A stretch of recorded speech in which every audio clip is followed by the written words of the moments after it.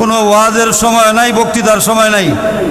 আলহামদুলিল্লাহ, আপনারা আমাদের সকলেই সহযোগিতা করেছিলেন, ইলেকশনের সময় মেহনত করেছেন, কুরবানি দিয়েছেন, যার বদৌলতে আল্লাহ পাক আমাদের আশা পূরণ করে মুফতি মুহাম্মদুল্লাহ সাহেবকে এমপি হিসাবে আল্লাহ তাআলা কবুল করে আমাদের মেহনতটাকে সাকসেসফুল করেছেন।